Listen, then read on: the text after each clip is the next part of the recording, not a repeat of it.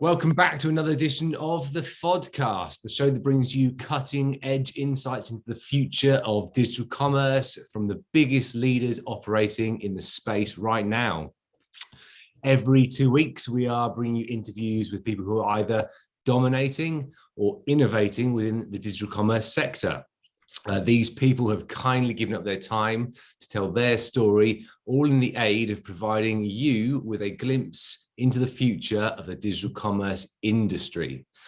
We're going to be bringing you people from all spheres of digital commerce tech, from retailers and systems integrators through to software vendors and full service digital agencies. Today, I am very pleased and excited to be joined by Malcolm Wild, currently the Chief Strategy Officer for SAI-Digital, one of the leading global digital commerce agencies in enterprise level digital commerce and customer experience. So Malcolm, we've known each other for well over 8 years now, since your days back at Syneric. And during your career, I've watched you travel the entire globe, and you've been involved in some of the most cutting edge digital commerce businesses, from Razorfish and Possible through to Syneric and now SAI. Currently, you're leveraging your 20 plus years within digital commerce to grow SAI-Digital and drive towards delivering the best possible CX and strategy for them. That's my attempt at an introduction. Hopefully I did you justice, but I'll hand over to you and hopefully you can give me your take. So you rightly say I'm heading up a role in a company called SAI-Digital. It's part of a bigger group with about 4,000 employees.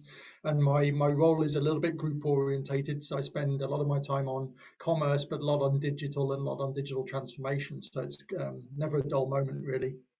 And that strategy is really across tech, mainly on the e-commerce side of things, which is my discipline.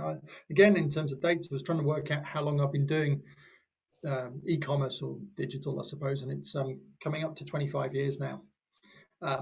So I was writing in sort of 1996. I was writing websites, running a business from my bedroom actually at the time, and I was in sales and trying to work out how to get this internet stuff to work 24/7, because then I wouldn't have to go into the office, make money around the clock. And I really haven't stopped. It's been a sort of industry that I've had a passion for from day one, because it's very easy to see your sort of ROI. You put stuff online, it sells, you get some money. It's very transactional and very simple to understand. So my brain latched onto it, and I really haven't looked back. Like you say, you listed a few of the companies I've had chance to work for. And I think I've worked in 21 countries now.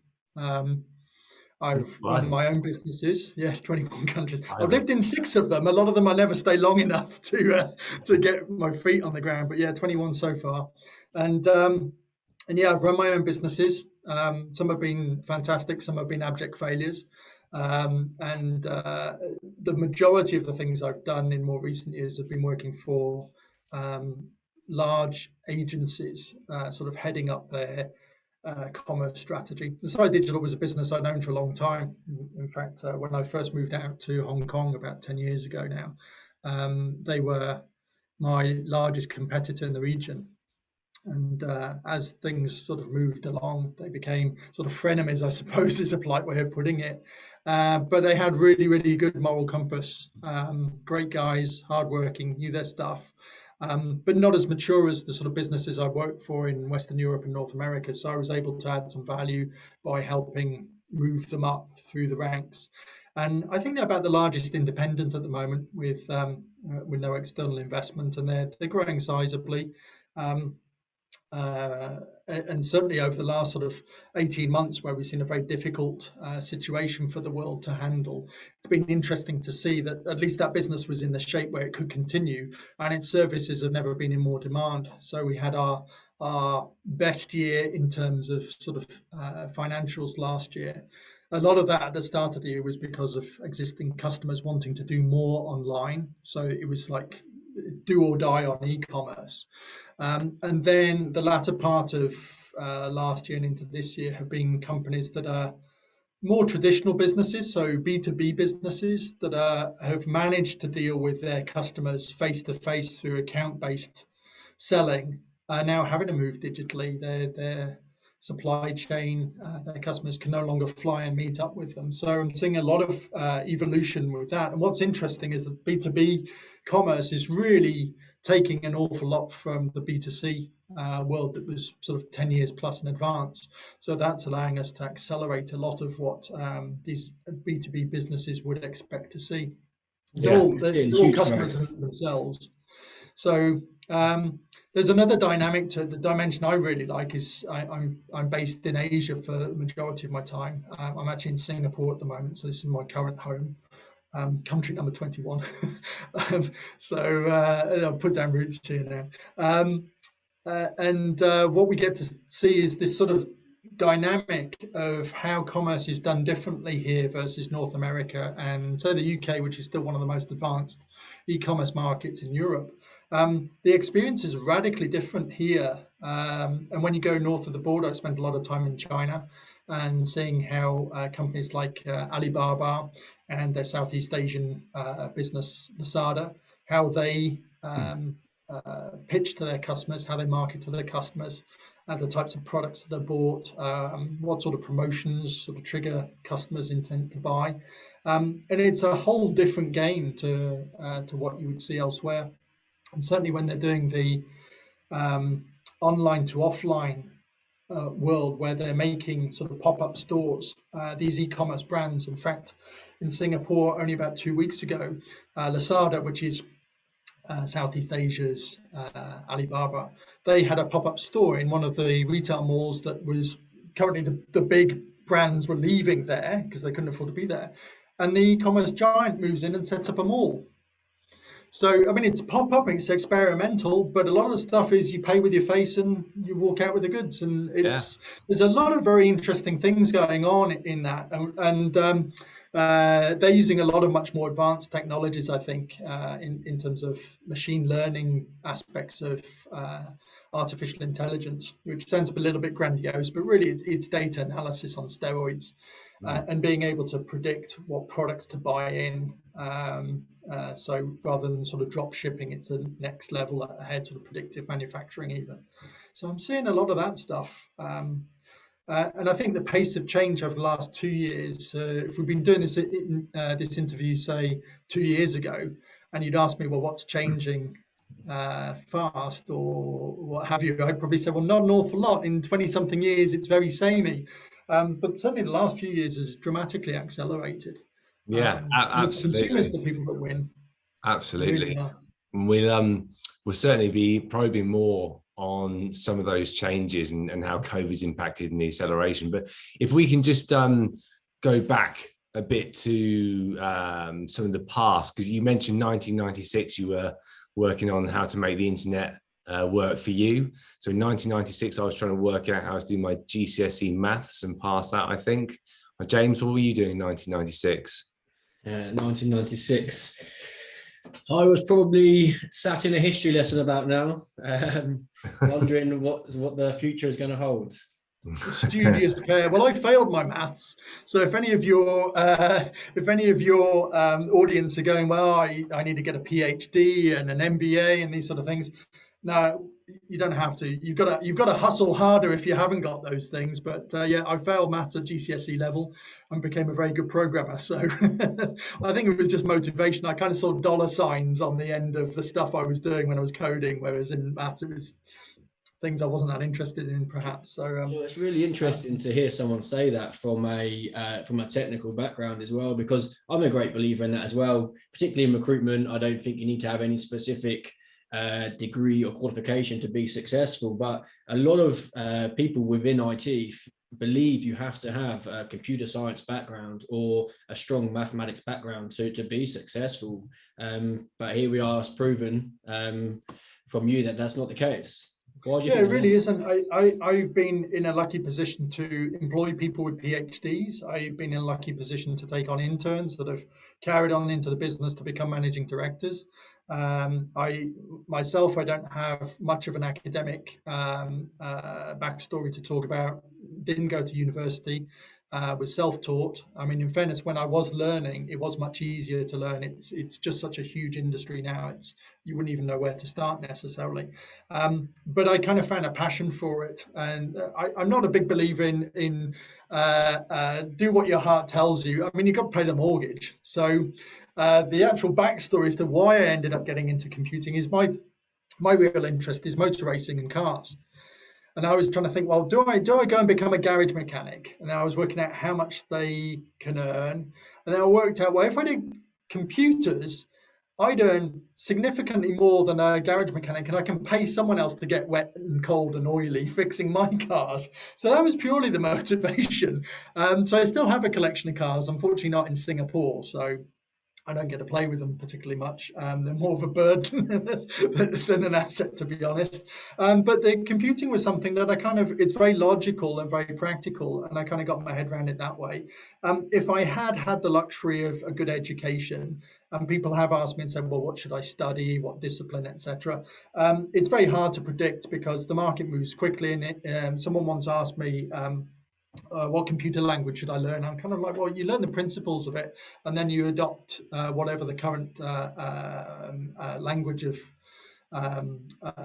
prominence really is nearer the time. I would probably say the sort of things that's necessary at the moment would be data science skills, and that's a whole genre in its own right. But the ability to do algorithmic programming around machine learning and data analysis to help people actually understand problems better seems to be a bit of a hot topic. The sort of traditional programming will never go away. And if I'd had qualifications in that, I probably could have got better jobs earlier. I did. I worked for all sorts of places. I've been paid incredibly well and been paid zero.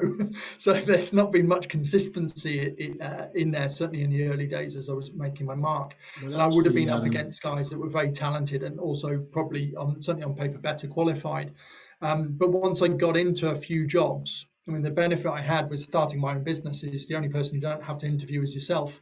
And then being able to step from there, having learnt the ropes, so to speak, was a benefit. And I think that and a few of the critical things that I did through my career helped me accelerate beyond the traditional MBA. The things, like I say, starting my own business was a big aspect of it. Doing something that I actually broadly enjoyed and understood was a big aspect to it, and I knew it was paying well, so that kept me motivated from both sides. Let's talk about that in a bit more detail, because you mentioned some had been a success and others had been an abstract failure. So I guess what would you say was the biggest success out of your key business? Oh, I sold some companies and made some money. So I suppose that's kind of the general measure. In terms of the successes, it's more that I've kind of honed a approach to make business units. I mean, I have to be reasonably modest here. The businesses I run are sort of up to 150 people type of sizes that typically I get to look after. So they're not vast things. I don't sort of command legions of people across the globe. So they're reasonably modest. But I mean, they're multi-million-dollar businesses from startups. So that's not necessarily a bad thing. And some of them have valuations well beyond that.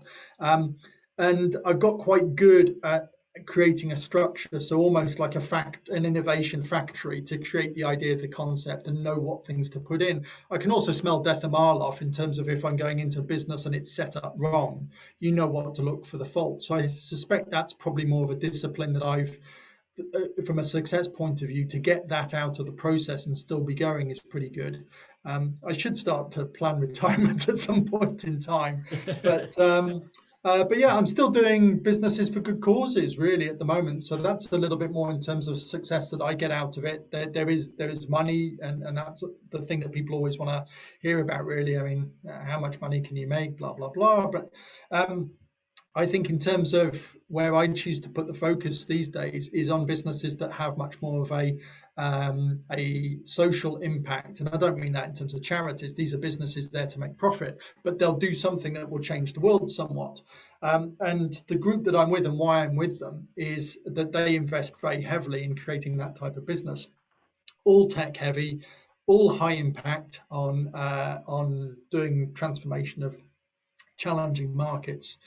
And that I think is quite interesting. And I probably, if I was on my own doing my own thing, I probably wouldn't understand those problems myself. So working with this group of people that I'm with at the moment, that I've met over the years through the businesses I've run, again, another success is building up the network.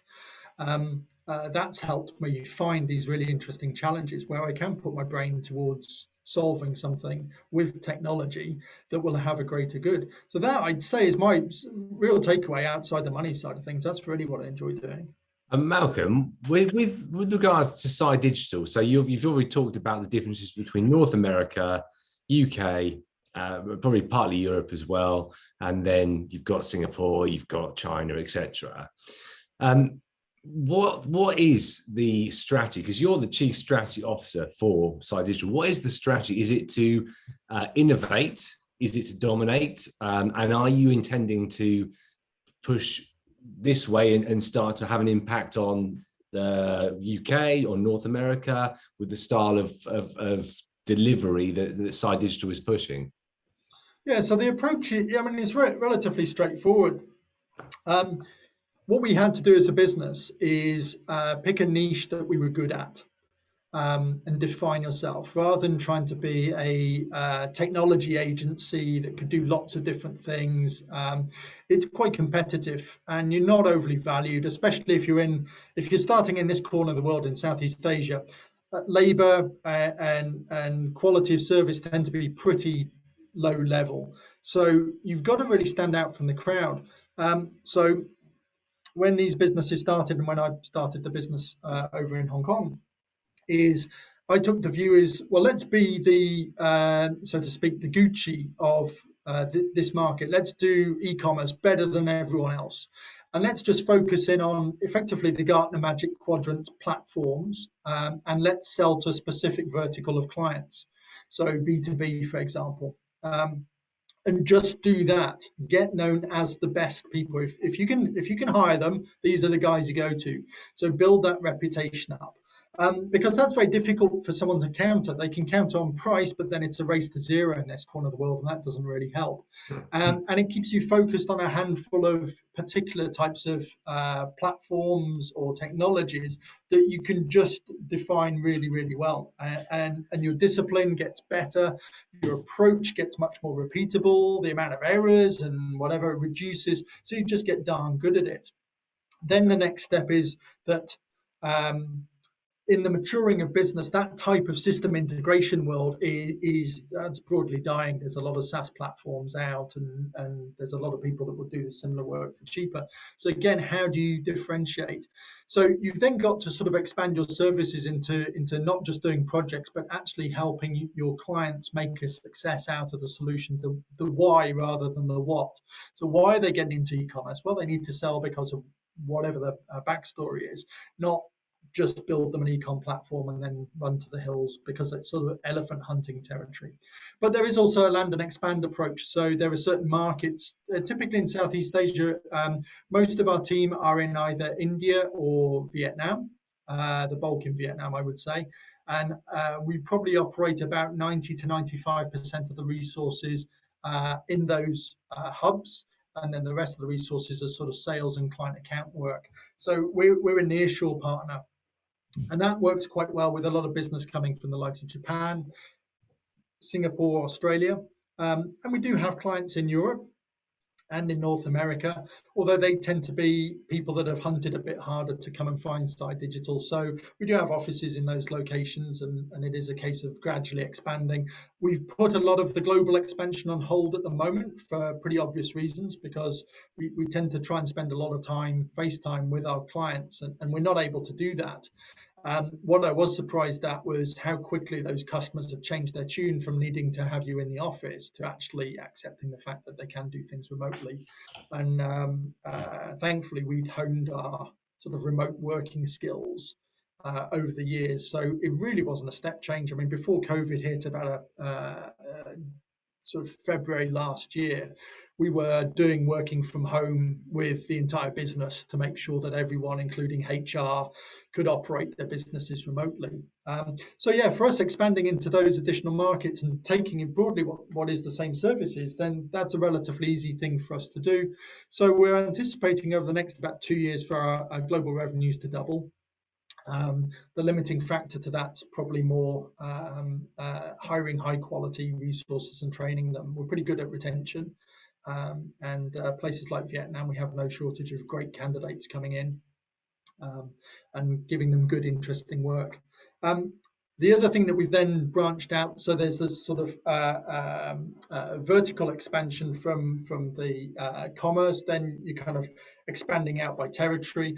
And then the next thing is feeding in additional services into that. So about 12 months ago, we launched our marketing services business unit, which is to help our clients leverage their e-commerce platform capabilities.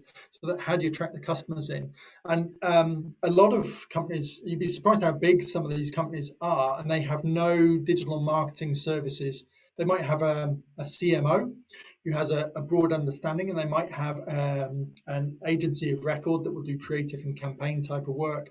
But really, when it comes to commerce, they wouldn't necessarily have the same level of skills. So we built in an agency into SAI-Digital, and that operates as a sort of sister business unit. So if you just want marketing services, you can have those. If you just want commerce, you can have those. Ideally, you get both. So that's another thing that's allowing us to expand from there. And then we've got a few sort of skunk works type business units within that are building some very, very interesting technology that we then spin out as sort of incubated businesses that we bring out the technology from, using SAI-Digital as part of the engineering workforce, where we can push the technology out into new businesses. So I tend to work more on that side than the sort of day-to-day e-commerce. Okay. So it's interesting that you talk about clients being much more happy with the concept of remote working. So that's going to allow you a bit more flexibility to deliver the projects from nearshore or wherever you have the resources. That's one big change that's hit everyone from COVID, full stop. What else has changed from your point of view due to COVID with regards to digital commerce and how retailers are going to operate? Well, where do you start? What's not changed? But there's a whole bunch of stuff. We have some retail businesses and manufacturing businesses within our group, and some of them are pretty sizable. And we saw a whole variety of impacts from effectively consumers not coming into the stores anymore. In the manufacturing businesses, we had existing customers and sort of B2B customers that were no longer able to pay the bills, and we've shipped goods to them and we're out of pocket. So huge impact there, which was quite immediate. I mean, I'm talking within the first sort of 90 days from the start of last year. By end of first quarter, it was looking like a bloodbath for those businesses. Then on the flip side, the pure technology businesses were kind of like, well, we're not sure what's going to happen, but these people are pushing projects forward. So there was that kind of a flip. In terms of what I see from a general industry perspective, you've got a lot more of an audience, not online more. So the dimension of that is the people that were internet and tech savvy are just online a lot more. I mean, you see Netflix and Zoom and everyone else's shares in that area going up.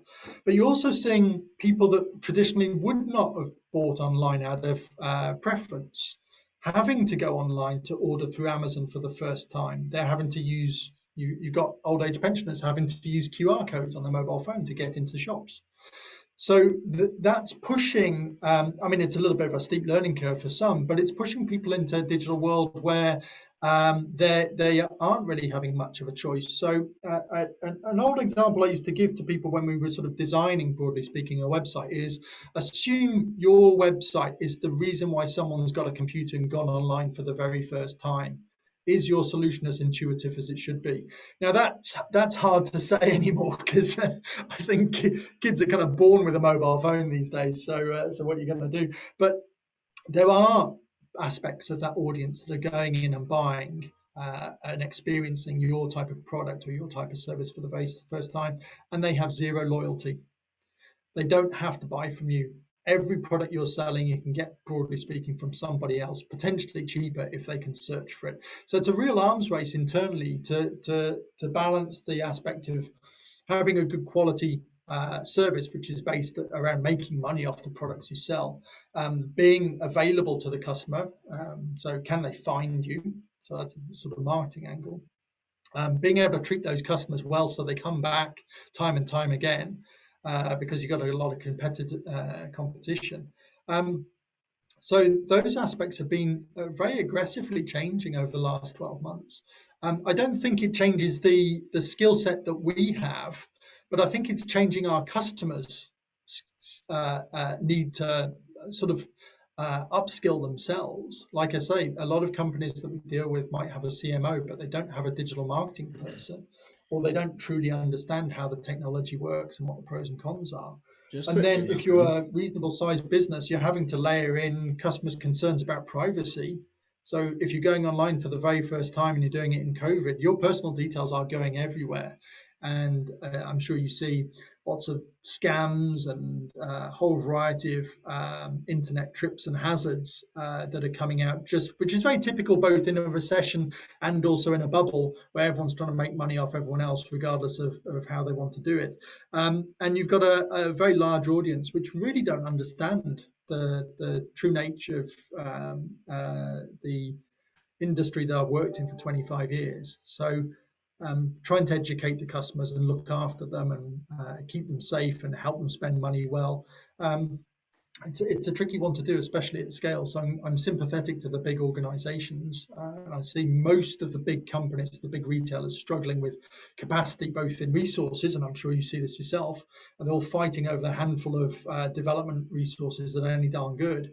And also struggling with infrastructure. And if they can't service it, that customer just goes to the next website in the search engine. It's brutal. Looking at the infrastructure piece you just mentioned, if you recall back right at the start of COVID, trying to order your groceries online, often there was queues for like 90 minutes, and it'd be like you are 12,000 in the queue for Morrison's. And that was just crazy, because I think that came as a complete shock to everybody at just how fast things changed. Literally in a click of the fingers, everything had gone online, like you mentioned, and suddenly these systems that had built to scale, they just weren't able to scale enough to cope with the demands that came so fast. Well, yeah, you're quite right. There's two aspects of the scale. One is the technology infrastructure itself is one issue. The second thing is the supply chains.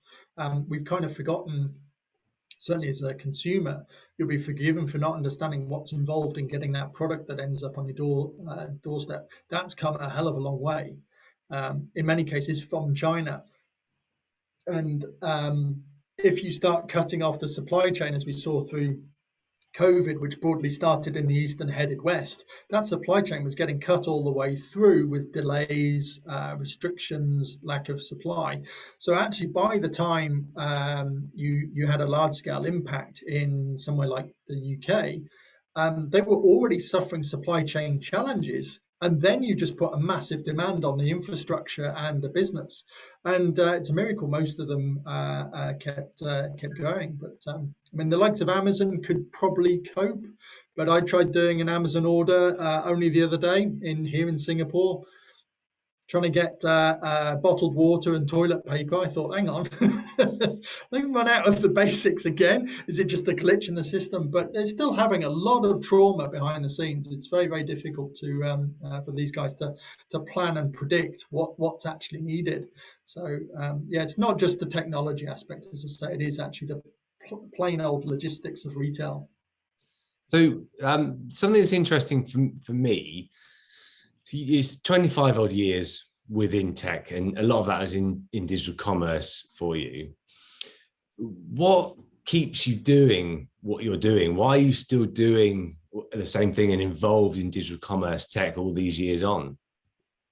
Well, I haven't kind of run out of ideas yet. So there's a lot of stuff I still want to do. My biggest frustration is, and you'll love hearing this, actually being a recruitment bunch, is I can't get enough people with the right skills fast enough to do all the stuff I want to do. So my limiting impact is mainly time.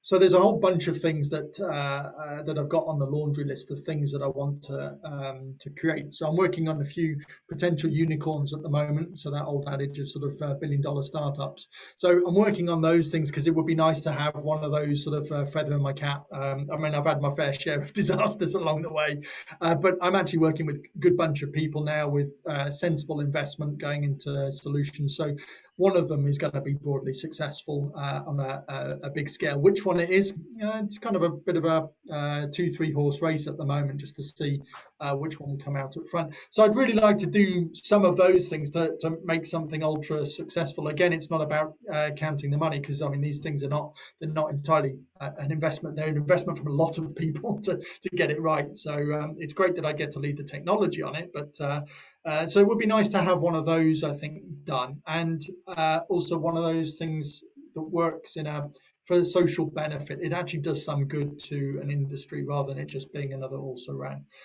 So that kind of keeps me fired up and doing those things. I love the challenge, the mental challenge of actually how to solve these big digital transformation problems. Here's an industry that's run for 300 years like this. It's kind of screwed. How would you approach it? And in many cases, I'm just taking expertise from a different area that I've worked in or a different vertical and then applying what to these guys appears like some sort of new invention, but it's actually something that's reasonably well proven elsewhere, but it's not been previously applied here. So I do a lot of invention and innovation in that sense, and that certainly is what keeps me interested. Because if I wasn't doing this, like I said, I'd probably be just at home tinkering with my cars, and that's possibly not the greatest use for my brain at the moment.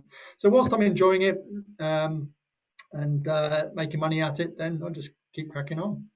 So a couple of key topics then within digital commerce that interest me, and I've had some engagement with these myself as a consumer to varying degrees of success. So you touched on it, machine learning, artificial intelligence. So conceivably a lot of good uses there for the customer experience piece, but it's improving, AI is improving, but it doesn't seem to be improving as quickly as I would anticipate, and perhaps the industry was hoping for. Would you agree? Well, actually, I mean, the stats stand out for themselves. I mean, what they would class as artificial intelligence is older than the internet.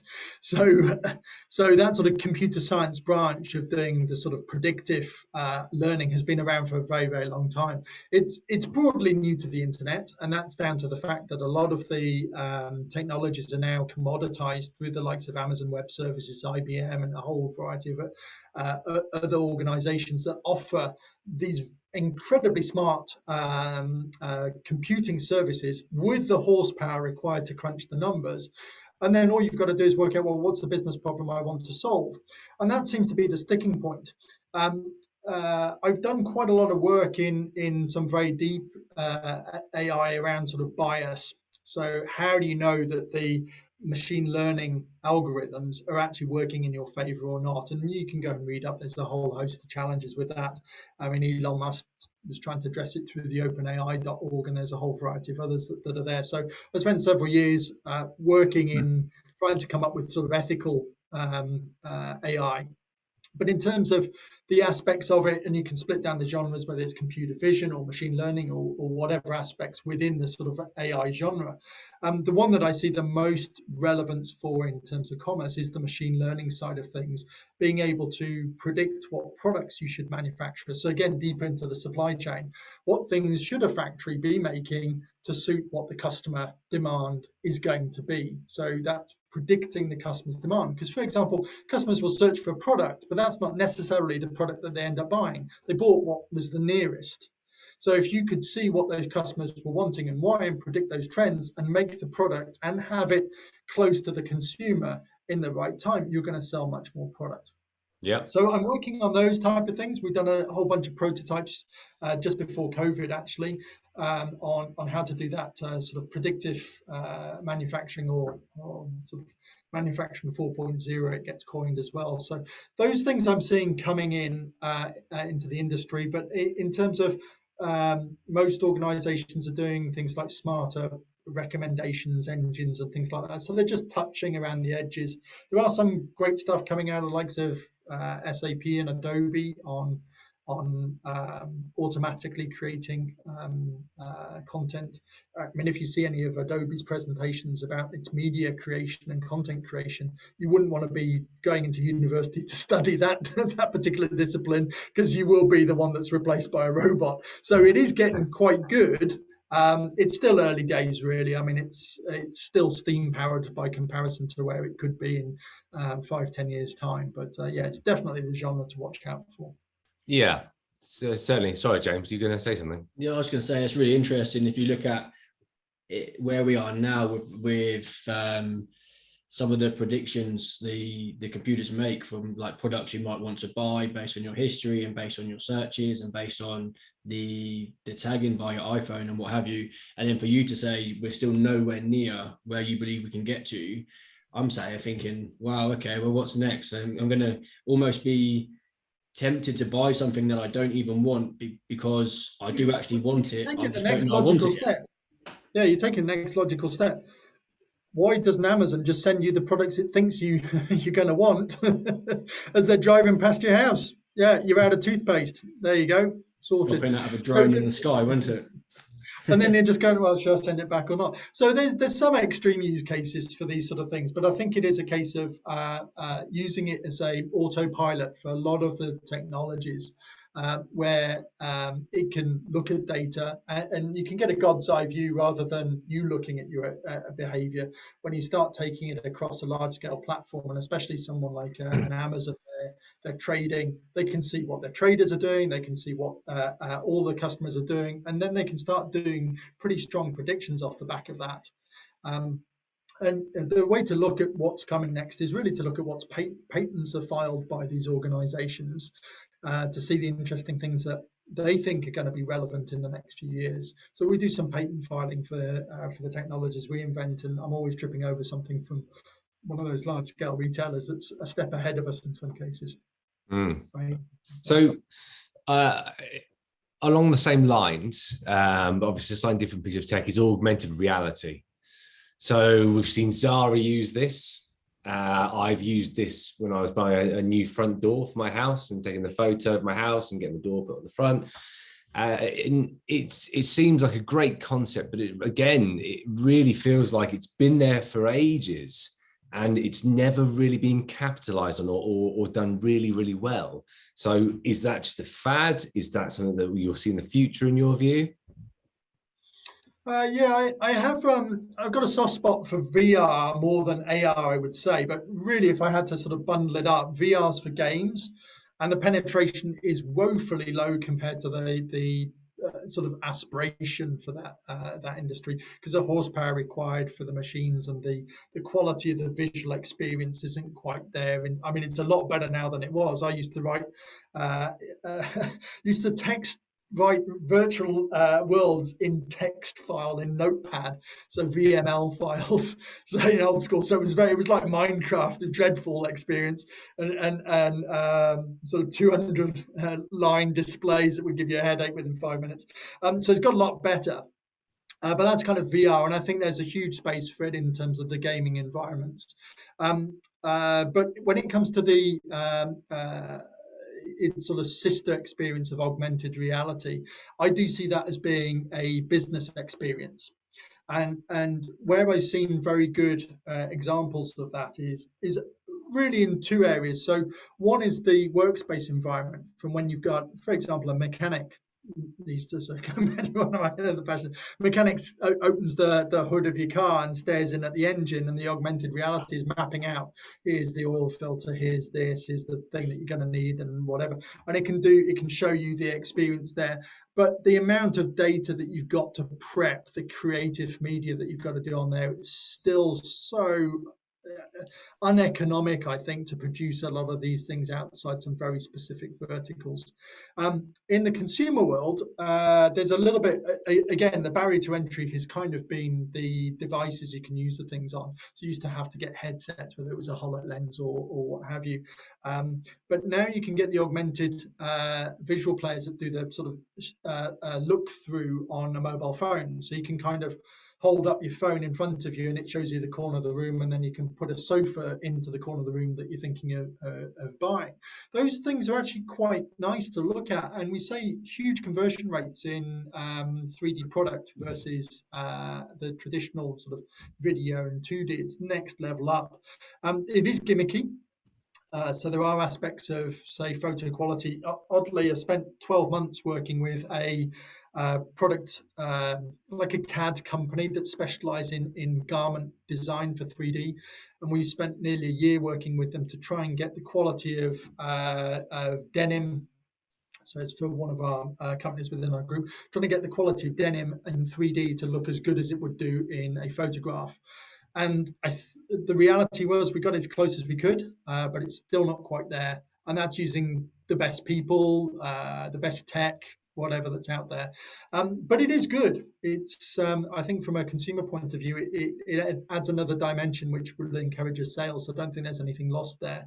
But the effort of doing the production for that type of product to use in an augmented reality experience is quite high. So it's unless you've got to be selective about which products you use it on. It almost sounds like you're saying it's a bit of a gimmick at the moment. Really, yeah, I think that was my exact word. It is gimmicky. I mean, I like it, but from an economical viewpoint, you've got to be extremely brutal about whether you're going to put it in for all your products. And I see people coming up with little 3D models that they can put on the website and what have you, and it kind of looks okay. But if you're someone like an IKEA that's selling, say, 1 million units of a particular set of chairs and tables, it's probably worth you making a decent quality 3D model. If you're someone that's got a large number of SKUs and a very shallow product quantities, like fast fashion, it just isn't worth it. Take the photographs on the model next, away you go. Yeah. If it's going to be a repeatable line, then yeah, you can get away with it. Yeah, I was going to say it's very industry specific. Sorry, James? I was going to say it's very industry specific. Obviously, IKEA have been doing it for some time now to great success, like you said. But I think when you look at maybe fashion companies doing it and having to put all of their different items into this way to show it in the way that we need to see against a picture of a customer that is going to vary in quality, in size, in shape, in are they by themselves, are they with somebody else, etc., then it gets quite hard. I know, Tim, you showed me a picture of you with a watch on your wrist, didn't you? And it looked quite cool, but I mean, it was an expensive watch, and I was thinking that hasn't benefited me at all in terms of seeing how it looked on your wrist, and it certainly didn't do any justice whatsoever. Yeah, it wouldn't close a deal, and I think that's the bit where you've got to go. Is it really worth the effort? So I see it having its place, and the technology is getting better. As I say, it's now standard on Android phones and iPhones. It's supported natively in their browsers for augmented reality kits, so developers can write to it, and it's pretty predictable. But yeah, still early days, I think. So I'm equally disappointed it's so slow because it is a fun one, especially added onto commerce. Yep, absolutely. So another topic that I quite like to get your take on, so we talk about an awful lot, we have done for the last 18 months with clients, with candidates, anyone that we're engaging with, is headless commerce or composable commerce, as they seem to be referred to. They seem to kind of switch between the two. I don't understand it as well as I want to. And I do wonder, is it a thing or is it a well-marketed buzzword that was always available to retailers and actually has just been spun into something that is not necessarily new? Do you see? Yeah, so the concept is a little bit about separating the complex engine the bit that does all the heavy lifting grunt work in terms of doing the commerce transaction, like managing the cart, managing the payments, dealing with the bank, dealing with the third-party logistics provider. A lot of that is the sort of back office of the solution. And trying to decouple that from the marketing-driven look and feel, which they want to change it every 5 minutes. Well, that's been quite difficult to do because most e-commerce platforms have come as a coupled together solution.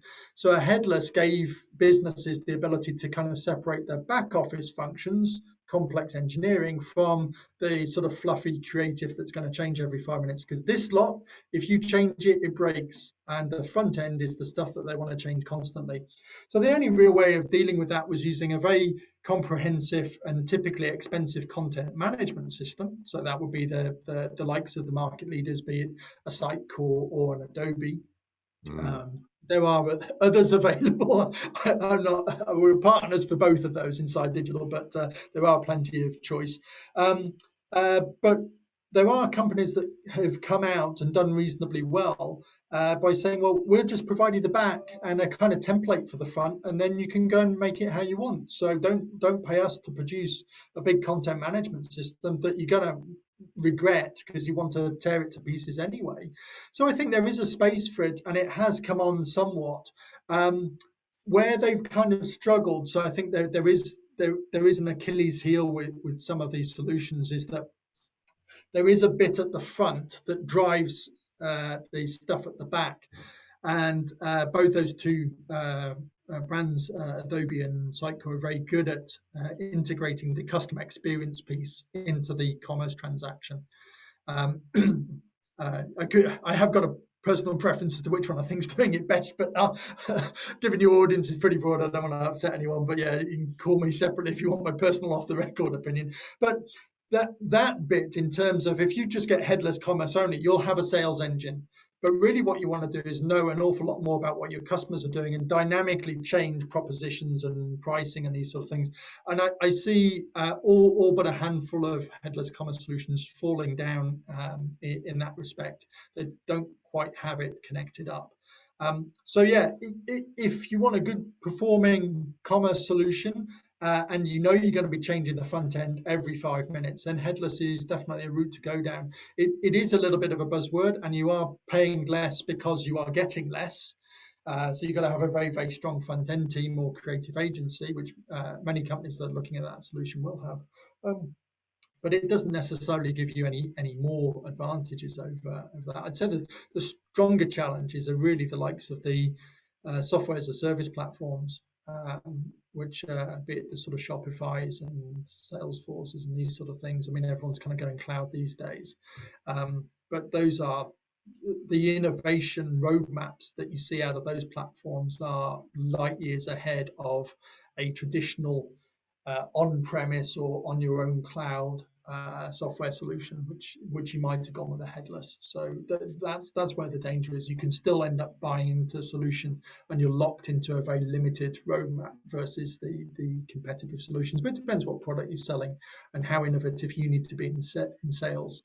Do you feel like the rise of headless commerce is what's driven such a high demand now for brand spanking new CMSs? I mean, in the last few years, we've seen Bloomreach come from strength to strength. We've seen Magnolia, we've seen Ampliance, all of whom grow very, very well against your more traditional Sitecore, Episerver, Drupal, etc. Yeah, I mean, those ones that you've mentioned have found a new lease of life because they were struggling to be relevant because the CMS content management was typically you'd manage your website, and there are so many digital channels these days that it was a lot of money for just one area.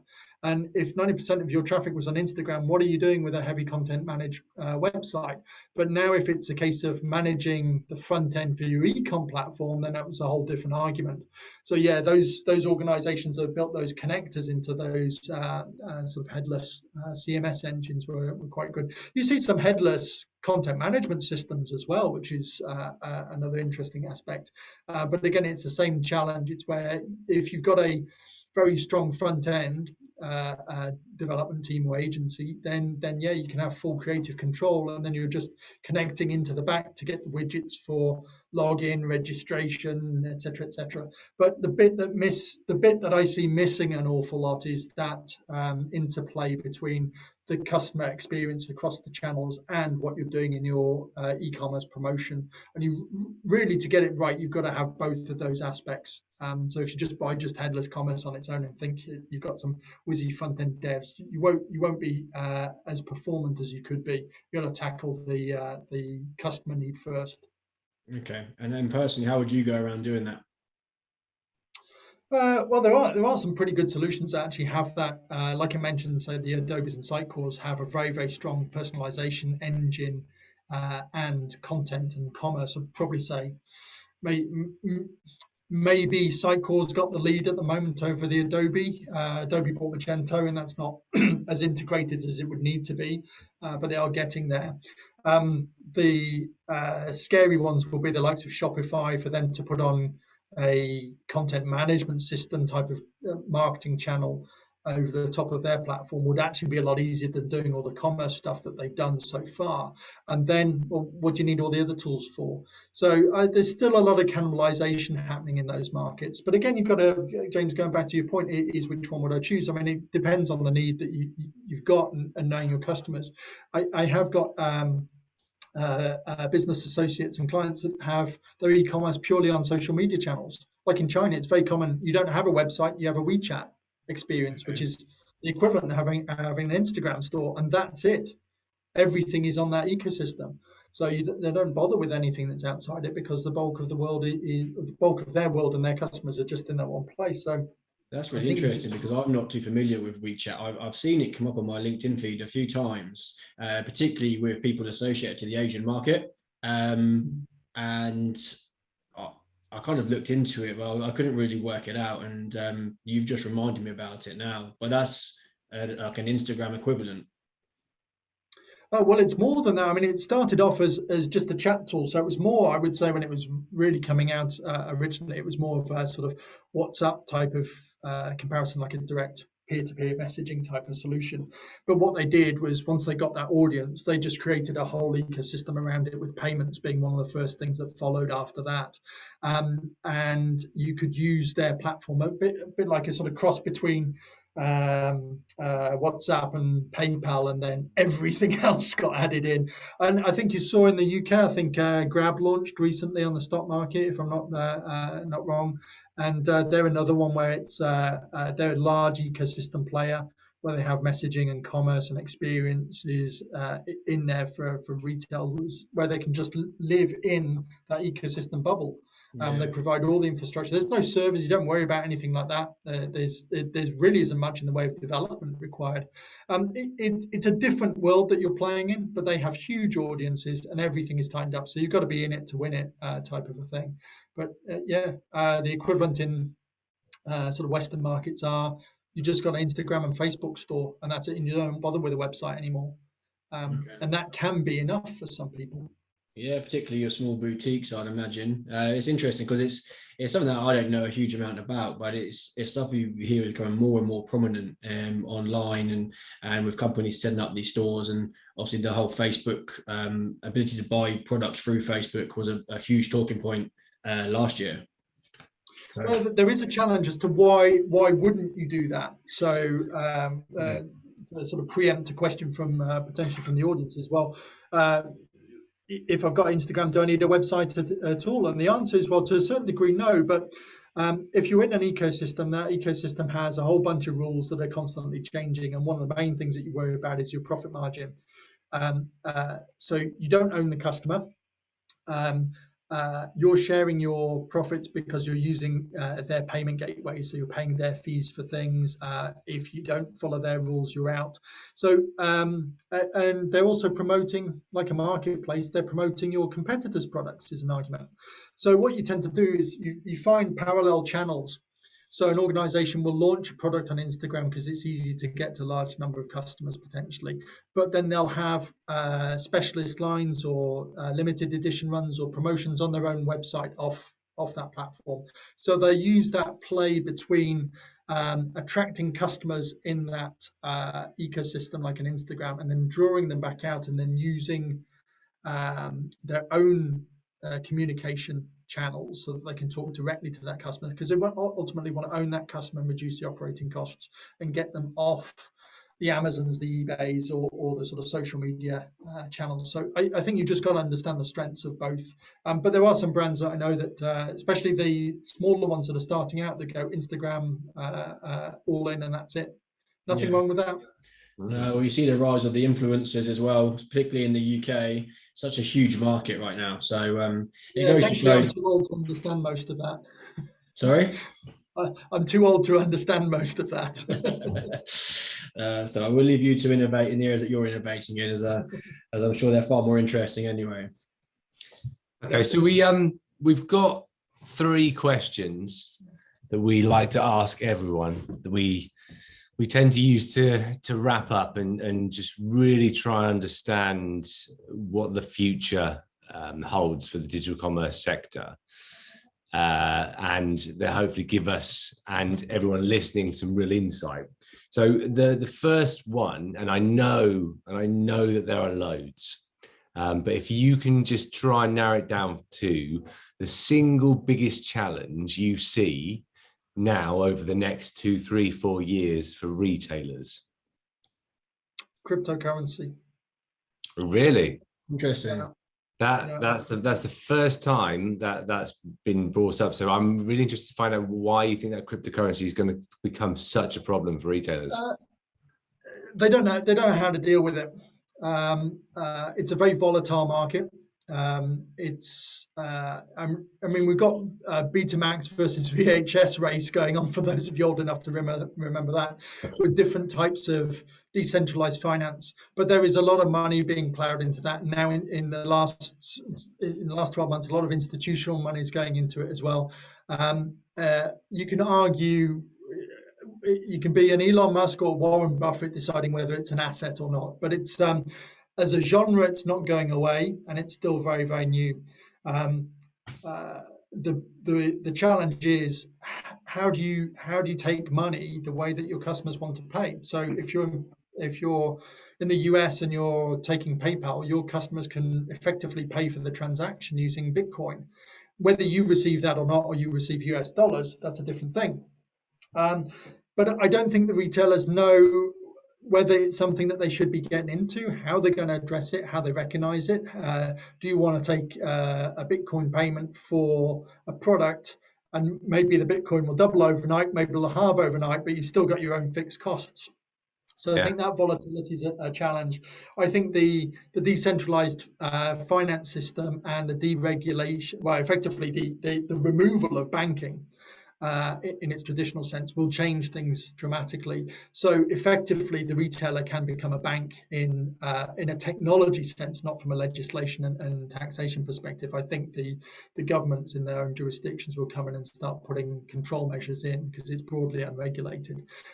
But effectively, what are you paying your bank for? If you can move $1 million between 2 digital wallets in the US, and your bank charges you a $25 wire transfer fee, and you're paying $0.1 of a dollar on Ethereum for a gas fee to move it, then it is changing it quite dramatically. And I don't think most businesses even understand it, let alone have a policy for, is it something we're going to do? Is it something we're going to do through a partner, like, as I mentioned, like PayPal? If you want to pay via Bitcoin, go via PayPal. And you've only got to look in, say, Shopify. If you go into a Shopify account, if you're already on Shopify, go in and try and add a payment connector to your existing store, and you'll see MasterCard, Visa, Amex, Diners, those sort of thing. And you'll see a whole bunch of them now which support cryptocurrency. That's interesting. And I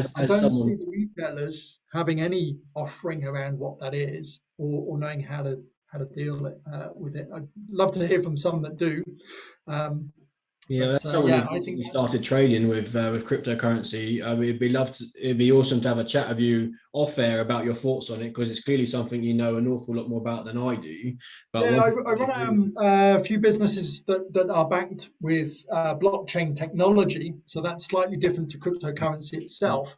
But I got into cryptocurrency when Mt. Gox blew up. Literally, I opened my account the month that they went bang, and I think Bitcoin was about trading at just under about $1,000 at the time.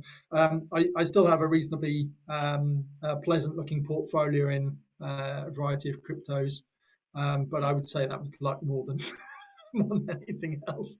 But Okay. yeah, it's an interesting space to be in. Well, there we go. First time we've had cryptocurrency as the single biggest challenge for retailers. I wonder if we'll hear that again over the later podcasts. The second question from our side, Malcolm, is will the high street still be around in 5 years? Yeah, it might all be coffee shops. But yeah, I think, I mean, I grew up in a sort of market town where the high street had a little bit of everything there. And to see it now with most stores, especially even the big ones, which frankly the likes of Debenhams and others had struggled to be relevant anyway, let alone solvent. So it's sad to see all of them go. But I don't see local government, which is actually some of the challenge, having a solution for what the high streets actually look like, because they typically make their money from rateable values of property. And those properties are far too expensive for small businesses to move into. But you go into certain towns and cities where they can afford to have areas where there are much smaller shops, where you can have small startup businesses going in there and selling all sorts of weird and wonderful things.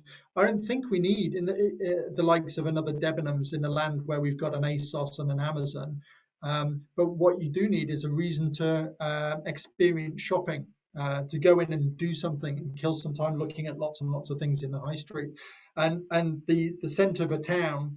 There's always a challenge with the out of town shopping malls. Is the centre of town needs to be a hub, and each town and city needs to find its own identity. I mean, Cheltenham is a very good example of that, and where you would go there and you would go there just to look at the assortment of lots of different shops, and the relatively small square footage. So and relatively low rates to attract interesting stores in there, so that shopkeepers, we were broadly a nation of shopkeepers, really. So being able to attract those sort of people back into the high street, I think, would be the important one. Failing to do that, no, it's all going to be coffee shops. Yeah, well, they've certainly dominated the retail space, haven't they, in small towns and villages. I know Wokenham's got about 12 to 15 coffee shops across a mile and a half. So I'm surprised they all stay in business. Okay, so last question then. And again, I know there will be lots of different disruptive technologies coming over the course of the next 2 or 3 years. But if you had to pick one, what do you think would be the most disruptive piece of tech within digital commerce over the course of the next 2 or 3 years? Well, I probably, I hope it's one that I'm working on actually at the moment. So without giving out too much away, so I'm working on a large-scale commerce platform that's direct to consumer. So that's helping manufacturers potentially skip out the retailers and go direct to consumer, and selling much smaller order quantities. So reducing waste, improving efficiency, and sort of speed to market. So I'm hoping that's my personal bet, because that's where I'm spending a lot of my time and passion on at the moment, is building up that. So my apologies to all my industry colleagues working on other platforms. I'm coming after you. So that's probably going to be my one. Cool. Okay. Well, thank you very much for giving us what has been a wealth of insight into digital commerce and your views on the future. So it's certainly been eye-opening. I think for me, the cryptocurrency one was an answer that I wasn't expecting, but actually it makes complete sense. The retailers have got to be able to work out whether or not they're going to accept it, and if they do, how they're going to. I guess it's the modern day equivalent of trying to spend a Scottish £5 note in England. It's on fire. But no, we really appreciate your time, and it's been very insightful. So thank you very much. And we'll speak soon. Pleasure to see you both again. All right, cool. It's good to catch up. Yeah, anytime. Thank All you right. very much. Catch up soon. Take care, mate. Thanks, Malcolm. Cheers, mate. Bye-bye. So yeah, an awful lot of information there from Malcolm, a lot of insight into digital commerce and some really interesting stuff. What was the most interesting thing for you from that conversation? Well, I'm just trying to cast my mind back on everything that was discussed, because I feel like the conversation very quickly flew in multiple directions. I certainly intrigued to see more on the D2C front. We know it's a growing area, and something that's been discussed a lot, and we've seen big businesses like Nike, for example, really accelerate their growth, going direct to the consumer and away from retailers like JD Sports or ASOS, etc. So I'll be interested to see how that does develop over the next sort of 2 or 3 years. But similar to you, cryptocurrency being the biggest challenge to retailers is something that I wasn't expecting him to say. It's something that I've not really thought about either, but actually it makes complete sense. If companies can get over the volatility that comes with the crypto market, or for any reason it starts to stabilize itself, then it's certainly going to be a big player. Yeah. What about yourself? Well, they've got to learn to take it, haven't they? So if one retailer isn't going to accept it, they're going to lose out on sales when the other retailer is accepting it. So there's going to be some kind of turning point when you see a big or several big retailers go, fine, we're now accepting these cryptocurrencies, and it's going to change the landscape. The interesting thing to me were the differences between the Asian market and North America and the UK, and I think you'll see some of the influences from companies like SAI-Digital pushed into some of the Western typical ways of how digital commerce is done. And I think the AI, obviously he's talked about the artificial intelligence, machine learning, and it seems to me like I said, we've just touched the surface. There's a huge element of customer experience that can be developed using AI. And as we know, customer experience is going to be absolutely key to winning over customers regularly. And as Malcolm highlighted, you don't own the customer, so you've got to keep working hard to make sure they want to come back. The high street, probably, again, I think this is something that we've picked up on before and we've heard from other people. The high street is going to be about customer experience. It's not going to be where you go to actually necessarily get your product.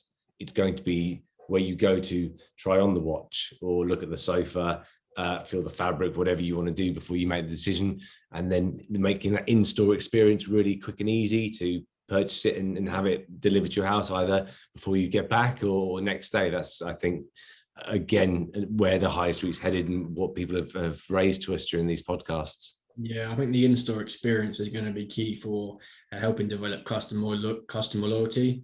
Like you said, it might not be they go and buy that product there and then, but they'll be there to try it on. They'll be there to return it. They'll be there to ask questions and get insights into maybe the product itself or maybe the company's ethical awareness, which is obviously becoming a grand topic at the minute, and then inform that will then improve the loyalty between customer and shopper. Yeah, absolutely. So that is it for this week's episode of the FODcast. Thank you very much to all our listeners, Malcolm, and to you, James, and we will see you next time.